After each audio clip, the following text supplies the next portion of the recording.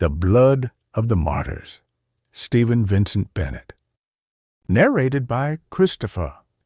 The man who expected to be shot lay with his eyes open, staring at the upper left-hand corner of his cell. He was fairly well over his last beating, and they might come for him any time now. There was a yellow stain in the cell corner near the ceiling. He had liked it at first, then disliked it. Now he was coming back to liking it again. He could see it more clearly with his glasses on, but he only put on his glasses for special occasions now. The first thing in the morning, and when they brought the food in, and for interviews with the general. The lenses of the glasses had been cracked in a beating some months before, and it strained his eyes to wear them too long. Fortunately, in his present life, he had very few occasions demanding clear vision. But, nevertheless, the accident to his glasses worried him, as it worries all nearsighted people. You put your glasses on the first thing in the morning, and the world leaps into proportion. If it does not do so, something is wrong with the world. The man did not believe greatly in symbols, but his chief nightmare nowadays was an endless one in which, suddenly and without warning, a large piece of glass would drop out of one of the lenses, and he would grope around in the cell trying to find it. He would grope very carefully and gingerly for hours of darkness, but the end was always the same. The small, unmistakable crunch of irreplaceable glass beneath his heel or his knee. Then he would wake up sweating with his hands cold. This dream alternated with the one of being shot, but he found no great benefit in the change. As he lay there, you could see that he had an intellectual head, the head of a thinker or a scholar, old and bald, with the big domed brow. It was, as a matter of fact, a well-known head. It had often appeared in the columns of newspapers and journals, sometimes when the surrounding text was in a language Professor Malzius could not read. The body, though stooped and worn, was still a strong peasant body and capable of surviving a good deal of ill treatment, as his captors had found out. He had fewer teeth than when he came to prison, and both the ribs and the knee had been badly set, but these were minor matters. It also occurred to him that his blood count was probably poor. However, if he could ever get out and to a first-class hospital, he was probably good for at least 10 years more of work. But of course, he would not get out. They would shoot him before that, and it would be over. Sometimes he wished passionately that it would be over tonight, this moment.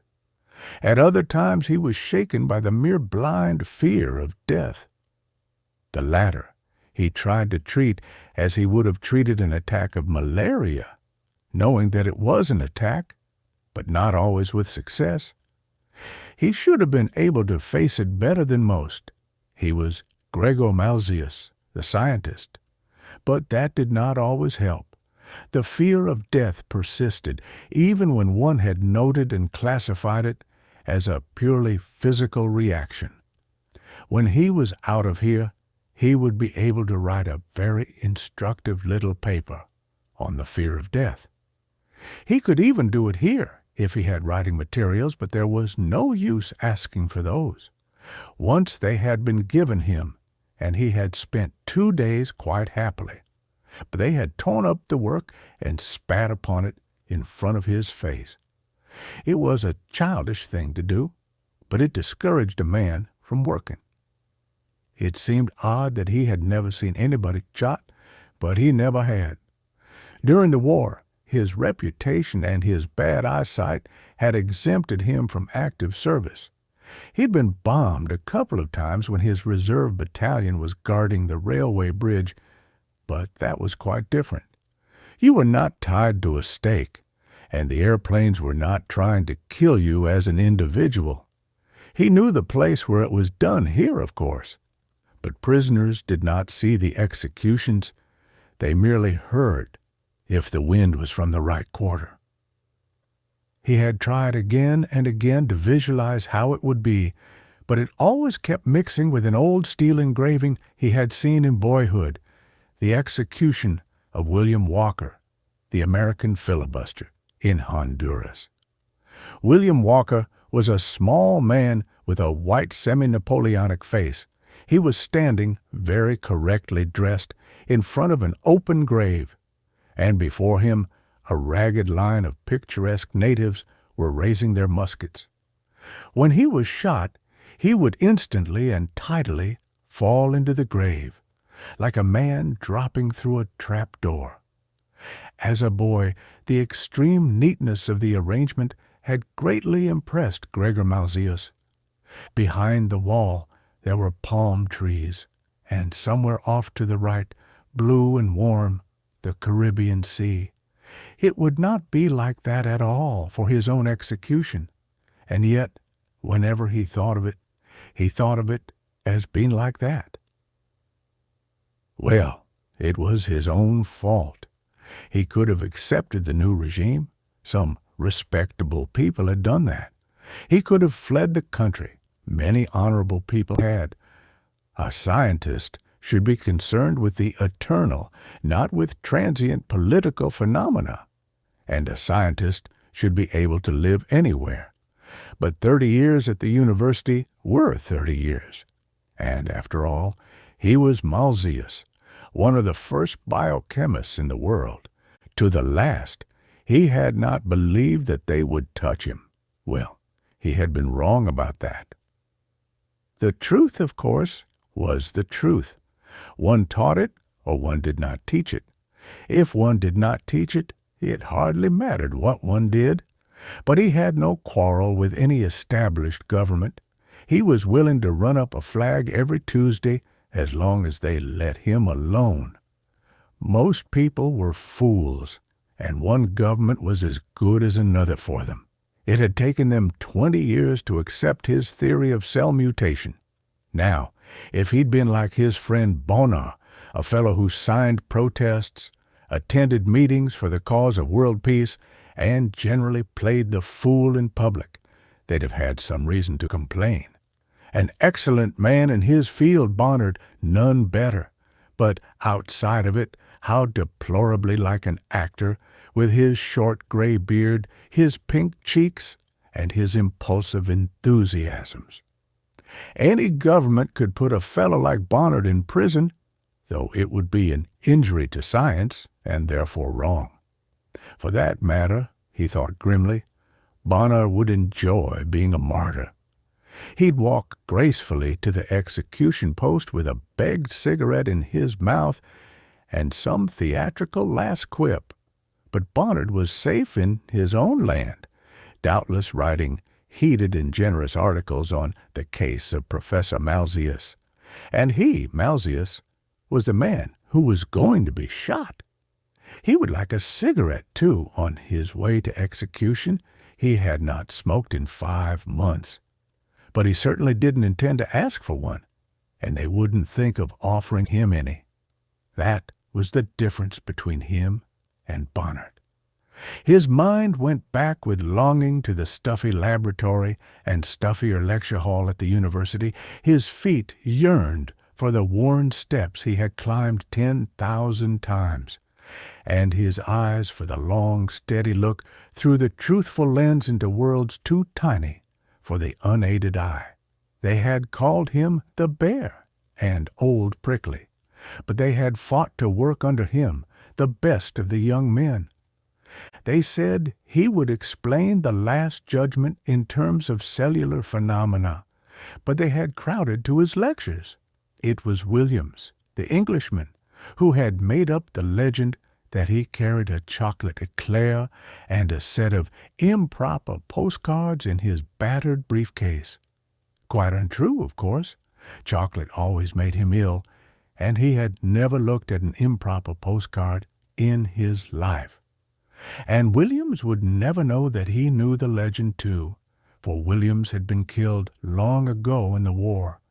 For a moment, Professor Malzius felt blind hate at the thought of an excellent scientific machine like Williams being smashed in a war. But blind hate was an improper emotion for a scientist, and he put it aside. He smiled grimly again. They hadn't been able to break up his classes. Lucky he was the bear. He'd seen one colleague hooted from his desk by a band of determined young hoodlums. Too bad. But if a man couldn't keep order in his own classroom, he'd better get out. They'd wrecked his own laboratory, but not while he was there. It was so senseless, so silly.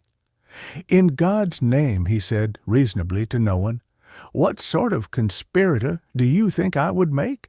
A man of my age and habits?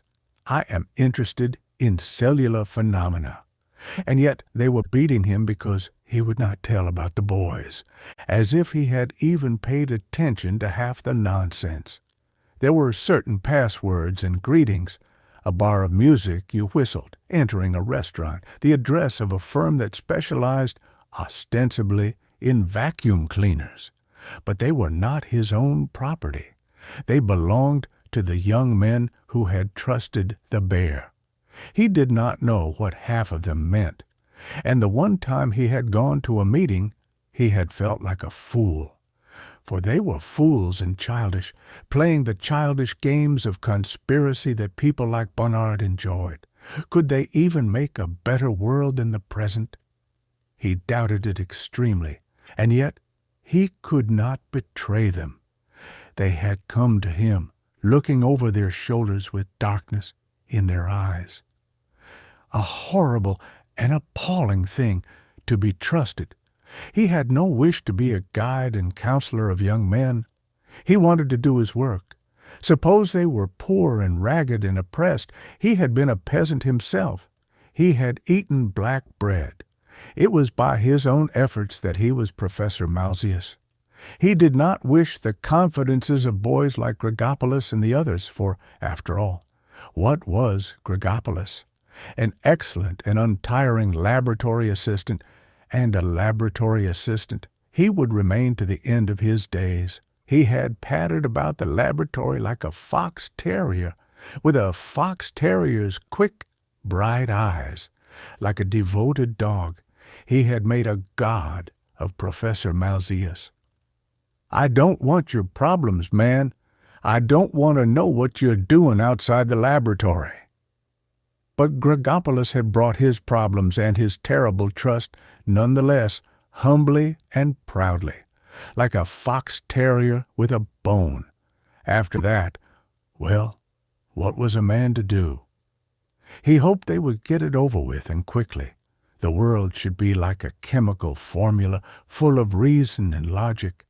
Instead, there were all these young men and their eyes. They conspired hopelessly and childishly for what they called freedom against the new regime. They wore no overcoats in winter and were often hunted and killed. Even if they did not conspire, they had miserable little love affairs and ate the wrong food. Yes, even before at the university they had been the same. Why the devil would they not accept? Then they could do their work. Of course, a great many of them would not be allowed to accept. They had the wrong ideas or the wrong politics, but then they could run away. If Malzius, at 20, had had to run from his country, he would still have been a scientist. To talk of a free world was a delusion. Men were not free in the world. Those who wished got a space of time to get their work done. That was all. And yet he had not accepted. He did not know why. Now he heard the sound of steps along the corridor. His body began to quiver, and the places where he had been beaten hurt him. He noted it as an interesting reflex. Sometimes they merely flashed a light in the cell and passed by. On the other hand, it might be death. It was a hard question to decide. The lock creaked. The door opened. "Get up, Malzius," said the hard, bright voice of the guard. Gregor Malzius got up, a little stiffly, but quickly. "Put on your glasses, you old fool," said the guard, with a laugh. "You're going to the general." Professor Malzius found the stone floors of the corridor uneven, though he knew them well enough. Once or twice the guard struck him, lightly and without malice, as one strikes an old horse with a whip. The blows were familiar and did not register on Professor Malzius's consciousness. He merely felt proud of not stumbling. He was apt to stumble once he had hurt his knee. He noticed, it seemed to him, an unusual tenseness and officiousness about his guard. Once, even in a brightly lighted corridor, the guard moved to strike him, but refrained. However, that too happened occasionally with one guard or another, and Professor Malzius merely noted the fact. It was a small fact, but an important one in the economy in which he lived. But there could be no doubt that something unusual was going on in the castle. There were more guards than usual, many of them strangers. He tried to think, carefully, as he walked, if it could be one of the new national holidays. It was hard to keep track of them all. The general might be in a good humor. Then they would merely have a cat-and-mouse conversation for half an hour, and nothing really bad would happen.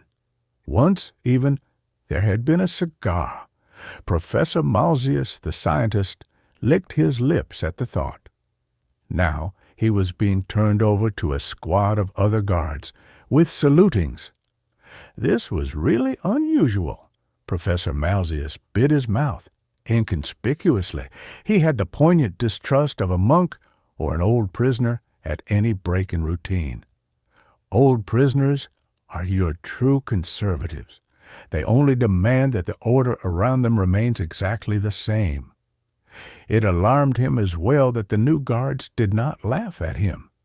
New guards almost always laughed when they saw him for the first time. He was used to the laughter and missed it. His throat felt dry. He would have liked, just once, to eat at the university restaurant before he died. It was bad food, ill-cooked and starchy, food good enough for poor students and professors, but he would have liked to be there, in the big smoky room that smelled of copper boilers and cabbage, with a small cup of bitter coffee before him and a cheap cigarette. He did not ask for his dog or his notebooks, the old photographs in his bedroom, his incomplete experiments, or his freedom. Just to lunch once more at the university restaurant and have people point out the bear? It seemed a small thing to ask, but of course it was quite impossible. "Halt!" said a voice, and he halted. There were, for the third time, salutings. Then the door of the general's office opened, and he was told to go in. He stood just inside the door, in the posture of attention as he had been taught.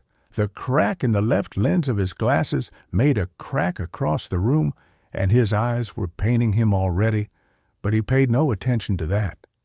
There was the familiar figure of the general, with his air of a well-fed and extremely healthy tomcat. And there was another man seated at the general's desk. He could not see the other man very well. The crack made him bulge and waver, but he did not like his being there. "Well, Professor," said the general, in an easy, purring voice. Malzius's entire body jerked. He had made a fearful and unpardonable omission. He must remedy it at once. "Long live the state!" he shouted, in a loud, thick voice, and saluted. He knew bitterly that his salute was ridiculous, and that he looked ridiculous making it. But perhaps the general would laugh. He had done so before. Then everything would be all right, for it was not quite as easy to beat a man after you had laughed at him. The general did not laugh. He made a half-turn instead, toward the man at the desk. The gesture said, "You see, he is well trained." It was the gesture of a man of the world, accustomed to deal with unruly peasants and animals, the gesture of a man fitted to be general. The man at the desk paid no attention to the general's gesture. He lifted his head, and Malzius saw him more clearly and with complete unbelief. It was not a man, but a picture come alive. Professor Malzius had seen the picture 100 times. They had made him salute and take off his hat in front of it, when he had had a hat. Indeed, the picture had presided over his beatings. The man himself was a little smaller, but the picture was a good picture. There were many dictators in the world, and this was one type. The face was white, beaky, and semi-Napoleonic. The lean, military body sat squarely in its chair. The eyes dominated the face, and the mouth was rigid. I remember also a hypnotist and a woman Charcot showed me at his clinic in Paris, thought Professor Malzius. But there is also, obviously, an endocrine unbalance. Then his thoughts stopped. "Tell the man to come closer," said the man at the desk. "Can he hear me? Is he deaf?" "No, Your Excellency," said the general with enormous purring respect. "But he is a little old, though perfectly healthy. Are you not, Professor Malzius?"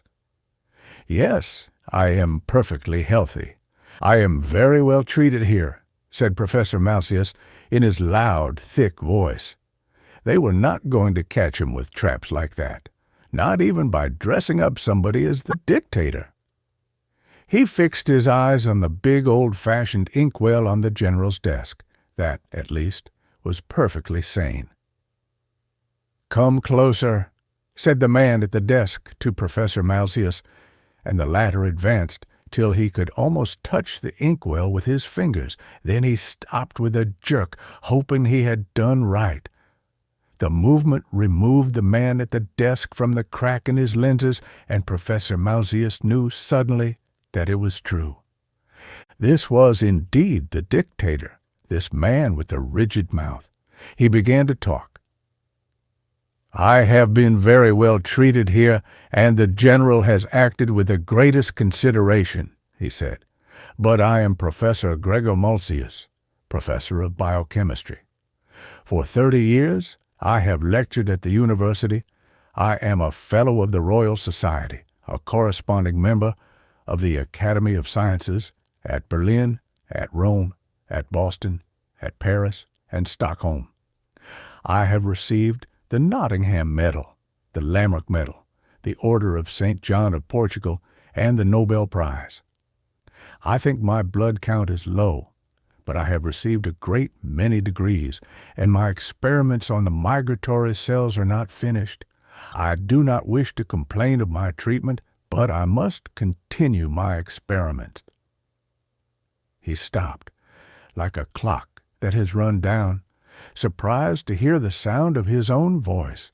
He noted, in one part of his mind, that the general had made a move to silence him, but had himself been silenced by the dictator.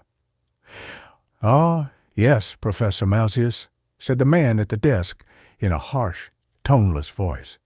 "There has been a regrettable error." The rigid face stared at Professor Malzius. Professor Malzius stared back. He did not say anything. "In these days," said the dictator, his voice rising, "the nation demands the submission of every citizen.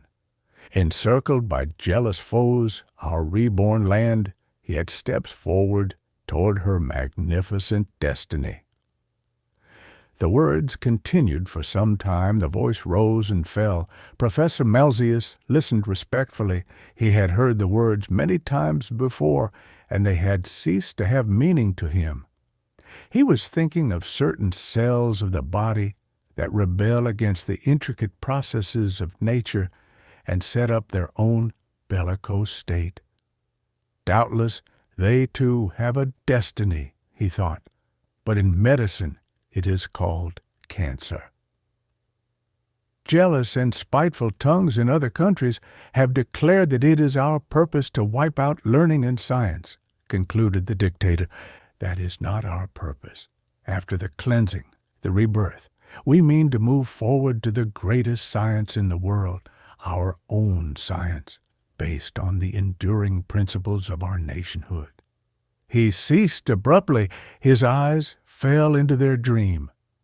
Very like the girl Charcot showed me in my young days, thought Professor Malzius. There was first the ebullition, then the calm. I was part of the cleansing? You did not mean to hurt me, he asked timidly. Yes, Professor Malzius, said the general, smiling. You were part of the cleansing. Now that is over. His Excellency has spoken. I do not understand, said Professor Malzius, gazing at the fixed face of the man behind the desk. It is very simple, said the general. He spoke in a slow, careful voice, as one speaks to a deaf man or a child. You are a distinguished man of science. You have received the Nobel Prize. That was a service to the state. You became, however, infected by the wrong political ideas. That was treachery to the state. You had, therefore, as decreed by His Excellency, to pass through a certain period for probation and rehabilitation. But that, we believe, is finished. You do not wish to know the names of the young men any more, said Professor Malzius. You do not want the addresses? That is no longer of importance, said the general patiently. There is no longer opposition. The leaders were caught and executed 3 weeks ago. There is no longer opposition, repeated Professor Malzius. At the trial, you were not even involved. I was not even involved, said Professor Malzius. Yes. Now, said the general, with a look at the dictator, we come to the future. I will be frank. The new state is frank with its citizens. It is so, said the dictator, his eyes still sunk in his dream. There has been, let us say, a certain agitation in foreign countries regarding Professor Malzius, said the general, his eyes still fixed on the dictator. That means nothing, of course. Nevertheless, your acquaintance, Professor Benét, and others have meddled in matters that do not concern them. They asked after me, said Professor Malzius with surprise. It is true. My experiments were reaching a point that no foreign influence could turn us from our firm purpose, said the dictator. But it is our firm purpose to show our nation first in science and culture, as we have already shown her first in manliness and statehood. For that reason, you are here, Professor Malzius. He smiled. Professor Malzius stared. His cheeks began to tremble. I do not understand, said Professor Malzius. You will give me my laboratory back? Yes, said the dictator, and the general nodded as one nods to a stupid child. Professor Malzius passed a hand across his brow. My post at the university, he said, my experiments. It is the purpose of our regime to offer the fullest encouragement to our loyal sons of science, said the dictator. First of all, said Professor Malzius, I must go to a hospital. My blood count is poor, but that will not take long. His voice had become impatient and his eyes glowed. Then, my notebooks were burned, I suppose. That was silly, but we can start in again. I have a very good memory, an excellent memory. The theories are in my head, you know. And he tapped it. I must have assistance, of course. Little Grigopoulos was my best one. The man Grigopoulos has been executed, said the general in a stern voice. You had best forget him. Oh, said Professor Malzius. Well then, I must have someone else. You see, these are important experiments. There must be some young men, clever ones. They cannot all be dead. I will know them." He laughed a little, nervously. "The bear always got the pick of the crop," he said. "They used to call me the bear, you know."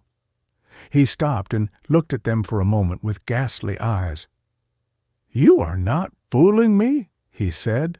He burst into tears.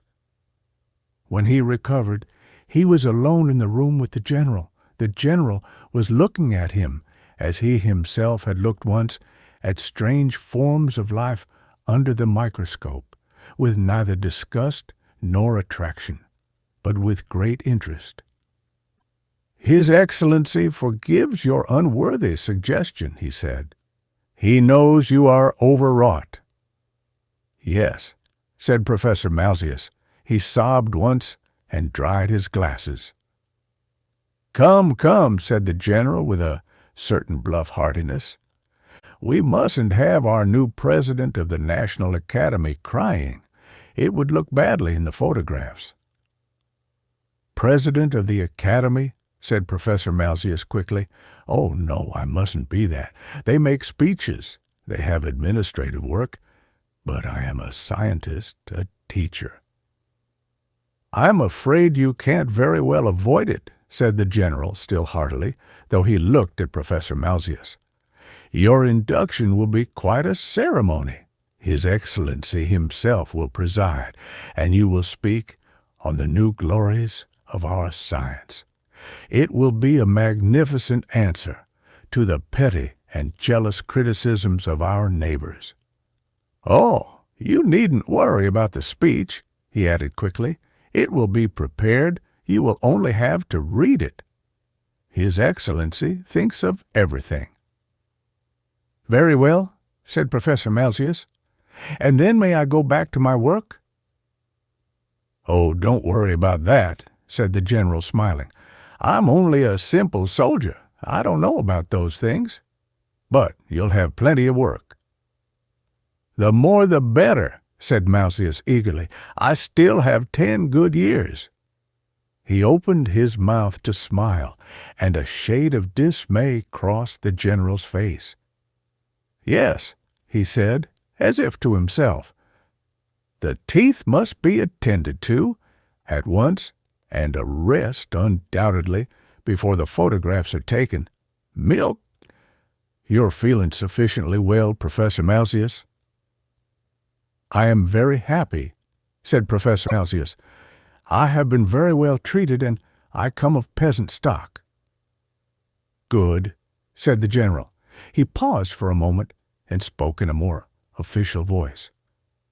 "Of course it is understood, Professor Malzius," he said. "Yes," said Professor Malzius. "I beg your pardon. I was thinking of something else." "It is understood, Professor Malzius," repeated the general, "that your rehabilitation in the service of the state is a permanent matter. Naturally, you will be under observation, but even so, there must be no mistake." "I am a scientist," said Professor Malzius impatiently. "What have I to do with politics? If you wish me to take oaths of loyalty, I will take as many as you wish." "I am glad you take that attitude," said the general, though he looked at Professor Malzius curiously. "I may say that I regret the unpleasant side of our interviews. I trust you bear no ill will." "Why should I be angry?" said Professor Malzius. "You were told to do one thing. Now you're told to do another. That is all." "It is not quite so simple as that," said the general rather stiffly. He looked at Professor Malzius for a third time. "And I'd have sworn you were one of the stiff-necked ones," he said. "Well, well, every man has his breaking point, I suppose. In a few moments you will receive the final commands of His Excellency. Tonight you will go to the Capitol and speak over the radio. You will have no difficulty there. The speech is written. But it will put a quietus on the activities of our friend Bonnard and the question that has been raised in the British Parliament. then a few weeks of rest by the sea and the dental work, and then, my dear President of the National Academy, you will be ready to undertake your new duties. I congratulate you, and hope we shall meet often under pleasant auspices." He bowed from the waist to Malzius, the bow of a man of the world, though there was still something feline in his mustaches. Then he stood to attention, and Malzius too, for the dictator had come into the room. "It is settled," said the dictator. "Good. Gregor Malzius, I welcome you to the service of the new state. You have cast your errors aside and are part of our destiny." "Yes," said Professor Malzius, "I will be able to do my work now." The dictator frowned a little. "You will not only be able to continue your invaluable researches," he said, "but you will also be able, and it will be part of your duty, to further our national ideals. Our reborn nation must rule the world for the world's good. There is a fire within us that is not in other stocks. Our civilization must be extended everywhere. The future wills it. It will furnish the subject of your first discourse as President of the Academy." "But," said Professor Malzius in a low voice, "I am not a soldier. I am a biochemist. I have no experience in these matters you speak of." The dictator nodded. "You are a distinguished man of science," he said. "You will prove that our women must bear soldiers, our men abandon this nonsense of republics and democracies for trust in those born to rule them. You will prove by scientific law that certain races, our race in particular, are destined to rule the world. You will prove they are destined to rule by the virtues of war, and that war is part of our heritage." "But," said Professor Malzius, "it is not like that. I mean," he said, "one looks and watches in the laboratory. One waits for a long time. It is a long process, very long. And then, if the theory is not proved, one discards the theory. That is the way it is done. I probably do not explain it well, but I am a biochemist. I do not know how to look for the virtues of one race against another, and I can prove nothing about war, except that it kills. And if I said anything else, the whole world would laugh at me." "Not one in this nation would laugh at you," said the dictator. "But if they do not laugh at me when I am wrong, there is no science," said Professor Malzius, knotting his brows. He paused. "Do not misunderstand me," he said earnestly. "I have 10 years of good work left. I want to get back to my laboratory. But, you see, there are the young men, if I am to teach the young men." He paused again, seeing their faces before him. There were many. There was Williams, the Englishman, who had died in the war, and little Gregopoulos with the fox-terrier eyes. There were all who had passed through his classrooms, from the stupidest to the best. They had shot little Gregopoulos for treason, but that did not alter the case. From all over the world they had come. He remembered the Indian student and the Chinese. They wore cheap overcoats. They were hungry for knowledge. They ate the bad, starchy food of the poor restaurants. They had miserable little love affairs and played childish games of politics instead of doing their work. Nevertheless, a few were promising. All must be given the truth. It did not matter if they died, but they must be given the truth. Otherwise, there could be no continuity and no science. He looked at the dictator before him. Yes, it was a hysteric face. He would know how to deal with it in his classroom, but such faces should not rule countries or young men. One was willing to go through a great meaningless ceremonies in order to do one's work, wear a uniform or salute, or be president of the academy. That did not matter. It was part of the due to Caesar, but not to tell lies to young men on one's own subject. After all, they had called him the Bear and said he carried improper postcards in his briefcase. They had given him their terrible confidence, not for love or kindness, but because they had found him honest. It was too late to change. The dictator looked sharply at the general. "I thought this had been explained to Professor Malzius," he said. "Why, yes," said Professor Malzius. "I will sign any papers. I assure you I am not interested in politics. A man like myself, imagine. One state is as good as another, and I miss my tobacco. I have not smoked in 5 months. But you see, one cannot be a scientist and tell lies." He looked at the two men. "What happens if I do not?" he said in a low voice. But looking at the dictator, he had his answer. It was a fanatic face. "Why, we shall resume our conversations, Professor Malzius," said the general with a simper. "Then I shall be beaten again," said Professor Malzius. He stated what he knew to be a fact. "The process of rehabilitation is obviously not quite complete," said the general, "but perhaps in time." "It will not be necessary," said Professor Malzius. "I cannot be beaten again." He stared wearily around the room. His shoulders straightened. It was so he had looked in the classroom when they had called him the Bear. "Call your other officers in," he said in a clear voice. "There are papers for me to sign. I should like them all to witness." "Why?" said the general. "Why?" He looked doubtfully at the dictator. An expression of gratification appeared on the lean, semi-Napoleonic face. A white hand, curiously limp, touched the hand of Professor Malzius. "You will feel so much better, Gregor," said the hoarse, tense voice.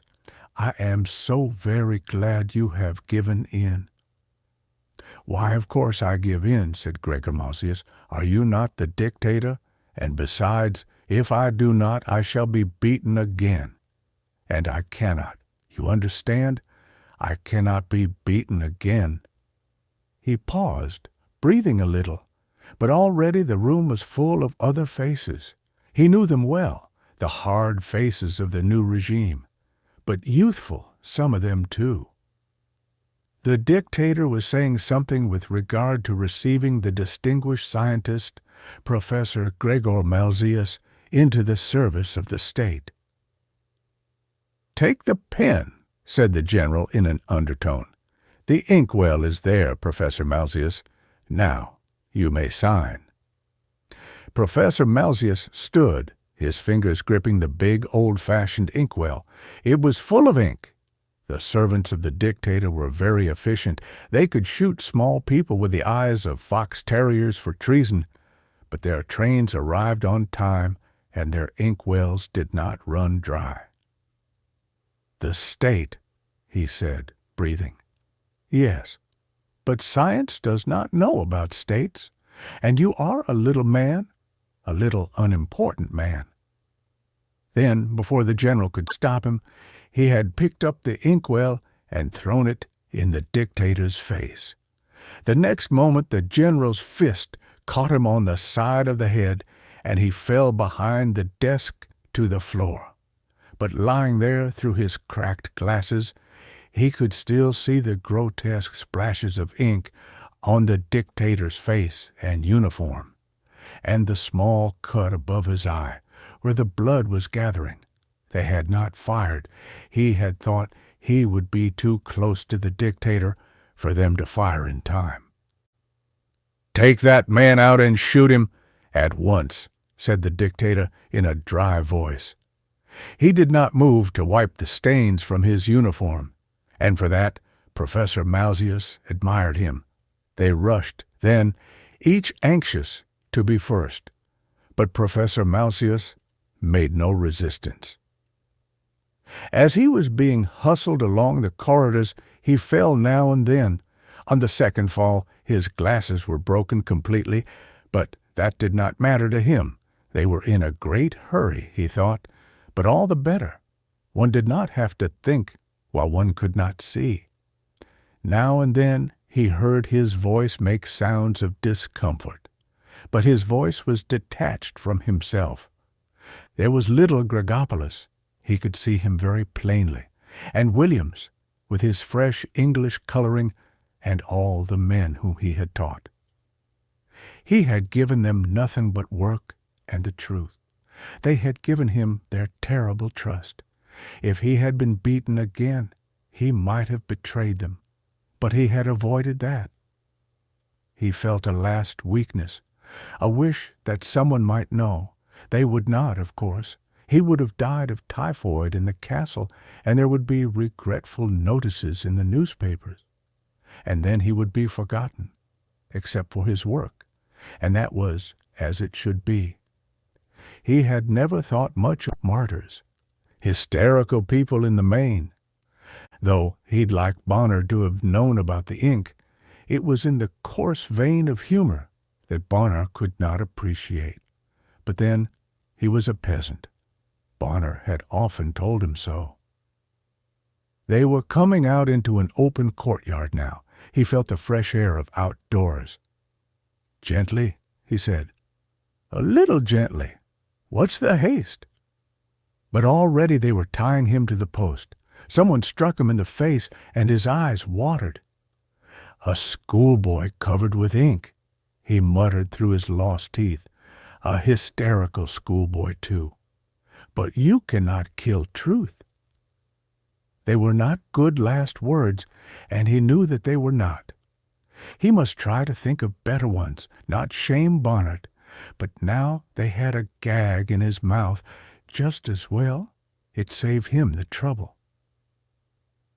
His body ached, bound against the post, but his sight and his mind were clearer. He could make out the evening sky, gray with fog, the sky that belonged to no country, but to all the world. He could make out the gray, high buttress of the castle. They had made it jail, but it would not always be a jail. Perhaps in time it would not even exist. But if a little bit of truth were gathered, that would always exist, while there were men to remember and rediscover it. It was only the liars and the cruel who always failed. 60 years ago he had been a little boy eating black bread and thin cabbage soup in a poor house. It had been a bitter life, but he could not complain of it. He had had some good teachers, and they had called him the Bear. The gag hurt his mouth. They were getting ready now. There had been a girl called Anna once. He had almost forgotten her, and his rooms had smelt a certain way, and he had had a dog.